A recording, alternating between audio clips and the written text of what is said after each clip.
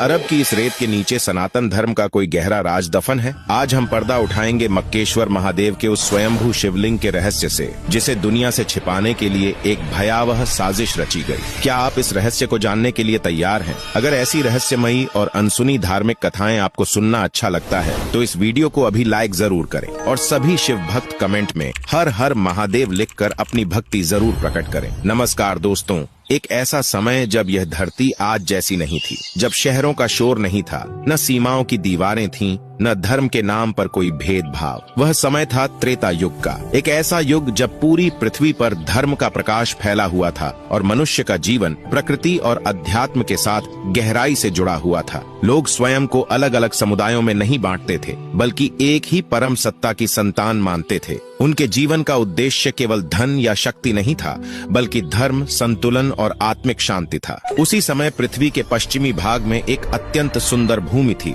जिसे आज हम अरब के नाम से जानते हैं। लेकिन उस युग में यह स्थान रेगिस्तान नहीं था। यहाँ दूर दूर तक फैली हरियाली थी, निर्मल जल की नदियां बहती थीं और हवा में एक अद्भुत शांति महसूस होती थी। यह भूमि साधकों और भक्तों की भूमि थी, जहाँ हर दिन भगवान के स्मरण से शुरू होता और उसी में समाप्त होता था। इसी पवित्र भूमि के मध्य में एक दिव्य स्थान था, जिसे लोग मक्केश्वर कहते थे। यह केवल एक नगर नहीं था, बल्कि एक आध्यात्मिक केंद्र था, जहाँ दूर दूर से लोग दर्शन करने आते थे। मक्केश्वर के हृदय में स्थित था एक अद्भुत मंदिर, मक्केश्वर महादेव का मंदिर। कहा जाता है कि इस स्थान को स्वयं भगवान शिव ने अपनी तपस्थली के रूप में चुना था। मंदिर के गर्भगृह में स्थापित शिवलिंग किसी मनुष्य द्वारा बनाया गया नहीं था, बल्कि वह स्वयंभू था। उसका स्वरूप श्वेत संगमरमर जैसा उज्जवल था, लेकिन उससे निकलने वाली दिव्य आभा किसी भी सामान्य प्रकाश से अलग थी। रात के गहरे अंधकार में भी वह शिवलिंग पूरे मंदिर परिसर को चंद्रमा की तरह प्रकाशित कर देता था, और जब भोर की पहली किरण उस शिवलिंग पर पड़ती तो ऐसा प्रतीत होता मानो स्वयं महाकाल अपने तेज से पूरे ब्रह्मांड को आशीर्वाद दे रहे हों।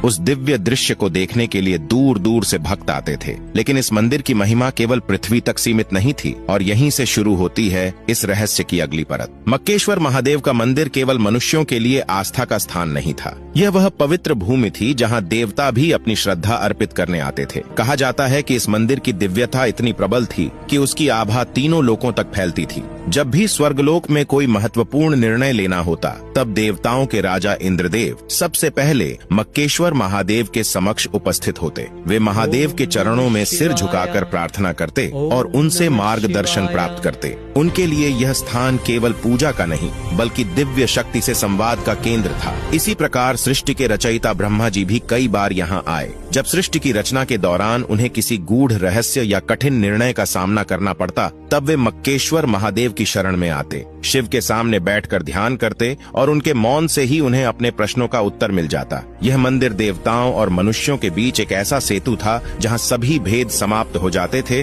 और केवल भक्ति का भाव रह जाता था। लेकिन इस मंदिर का सबसे अद्भुत और अलौकिक दृश्य हर पूर्णिमा की रात को दिखाई देता था। जब चंद्रमा अपनी पूर्ण चमक के साथ आकाश में होता, तब मंदिर का वातावरण और भी दिव्य हो जाता। कहा जाता है कि उन रातों में माता पार्वती स्वयं वहां आती थीं। वे उजले चांदी जैसे वस्त्र धारण करती, माथे पर चंदन का तिलक और हाथों में रुद्राक्ष की माला होती। जब वे शिवलिंग की शांत भाव से परिक्रमा करती, तब उनके चरणों की मधुर ध्वनि पूरे मंदिर परिसर में गूंज उठती। उस क्षण ऐसा लगता मानो पूरा नगर किसी अदृश्य संगीत में डूब गया हो। यह दृश्य इतना पवित्र और अद्भुत होता कि जो भी उसे देखता, उसकी आंखें श्रद्धा से भर जाती। लेकिन समय हमेशा एक जैसा नहीं रहता और धीरे धीरे वह स्वर्णिम युग बदलने लगा। लेकिन समय का नियम है कि वह कभी स्थिर नहीं रहता। युग बदलते हैं और उनके साथ मनुष्यों की सोच भी बदलने लगती है। त्रेता का स्वर्णिम युग धीरे धीरे समाप्त हुआ, फिर द्वापर का समय आया और अंततः संसार ने उस युग में प्रवेश किया जिसे हम कलयुग कहते हैं।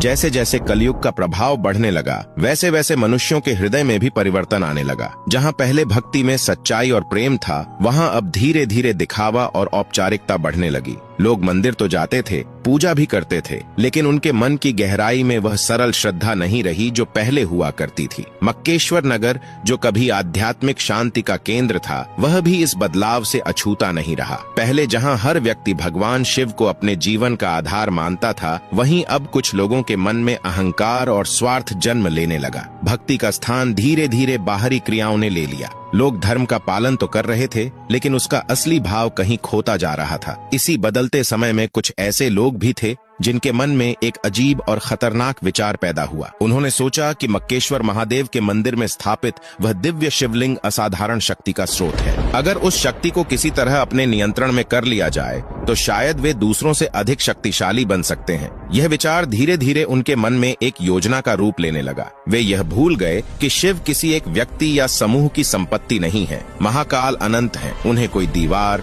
कोई सीमा बांध नहीं सकती। लेकिन अज्ञान हमेशा सत्य को समझने से रोक देता है, और इसी अज्ञान ने एक ऐसी घटना को जन्म दिया जिसने मक्केश्वर की पवित्र भूमि की दिशा ही बदल दी। एक भयावह अमावस्या की रात आने वाली थी, और उसी रात कुछ ऐसा होने वाला था जिसे सुनकर आज भी रूह कांप उठती है। वह रात असामान्य रूप से शांत थी। आकाश में अमावस्या का गहरा अंधकार छाया हुआ था। चांद कहीं दिखाई नहीं दे रहा था और तारे भी जैसे डर के मारे अपनी चमक छुपा बैठे थे। हवा की गति थम सी गई थी, मानो पूरी प्रकृति किसी अनजानी घटना को महसूस कर रही हो। मक्केश्वर नगर उस रात असामान्य रूप से शांत था। मंदिर के भीतर स्थापित दिव्य शिवलिंग अपनी उज्जवल आभा से पूरे गर्भगृह को प्रकाशित कर रहा था। लेकिन आश्चर्य की बात यह थी कि उस रात कोई भी भक्त दर्शन के लिए नहीं आया था, क्योंकि उसी समय कुछ लोग एक गुप्त योजना को अंजाम देने के लिए मंदिर की ओर बढ़ रहे थे। वे लोग अंधेरे का सहारा लेकर धीरे धीरे मंदिर के भीतर प्रवेश कर गए। उनके हाथों में बड़े और भारी पत्थर थे। उनके चेहरों पर भय और लालच का अजीब मिश्रण दिखाई दे रहा था। उन्होंने तय कर लिया था कि आज वे उस दिव्य शिवलिंग को पत्थरों से ढक देंगे ताकि उसकी शक्ति केवल उनके नियंत्रण में आ सके। जैसे ही उन्होंने पहला पत्थर शिवलिंग के सामने रखा,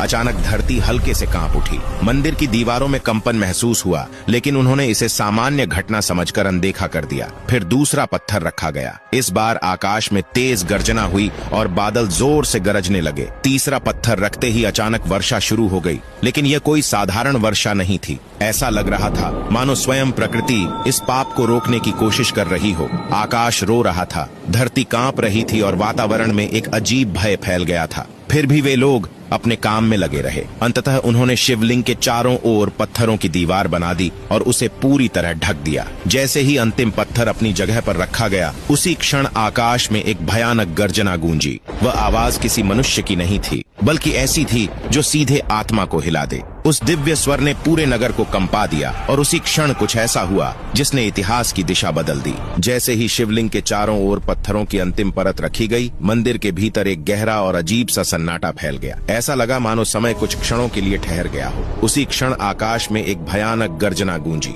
वह आवाज किसी मनुष्य की नहीं थी, बल्कि एक ऐसी दिव्य ध्वनि थी जो सीधे हृदय को कंपा देती थी। उस आवाज ने कहा, हे मूर्खों, जो पाप तुमने किया है उसका फल तुम्हें और तुम्हारी आने वाली संतानों को भोगना पड़ेगा। मैं कहीं गया नहीं हूँ, बल्कि तुम ही मुझसे दूर हो गए हो। उस गर्जना की गूंज से पूरा मक्केश्वर नगर थर्रा उठा। पर्वत कांपने लगे, वृक्ष झुक गए और पक्षी भय से चुप हो गए। लेकिन अज्ञान में डूबे वे लोग उस चेतावनी को भी समझ नहीं पाए और धीरे धीरे वहां से चले गए। मंदिर के भीतर अब गहरा अंधकार था। पत्थरों के पीछे छिपा शिवलिंग मौन हो चुका था, लेकिन वह मौन क्रोध का नहीं, बल्कि करुणा का था। कहा जाता है कि उसी क्षण भगवान शिव की आंखों से एक आंसू गिरा। वह आंसू धरती पर नहीं गिरा, बल्कि पास रखे एक पत्थर पर गिरा। जैसे ही वह आंसू उस पत्थर को छूता है, पत्थर का रंग बदलने लगता है। धीरे धीरे वह पूरा पत्थर काला हो जाता है। यह कोई साधारण परिवर्तन नहीं था, बल्कि महादेव के मौन दर्द की निशानी बन गया। वह काला पत्थर इस बात का प्रतीक था कि महादेव ने अपने ही भक्तों की भूल को सह लिया। वे चाहते तो क्रोधित होकर सब कुछ नष्ट कर सकते थे,